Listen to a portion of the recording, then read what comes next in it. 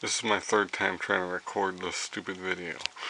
Anyway, here we have a General Electric little clock, alarm clock from like the 70s or 60s.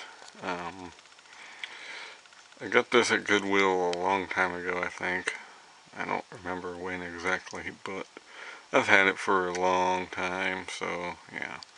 Figured I'd give it a video. GE General Electric, made in the USA. Got a snooze button up here.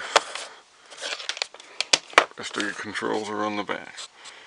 You got your alarm on or off, dial for the alarm, and the time dial. No information on it at all. The sticker's gone. So let's. Which one's alarm? Okay.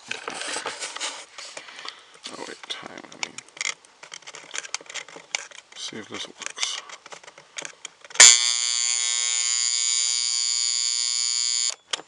Finally got it right. But yeah, just a little clock. Nothing too spectacular. It's actually pretty well made for what it is. So I hope you enjoyed, and thank you for watching.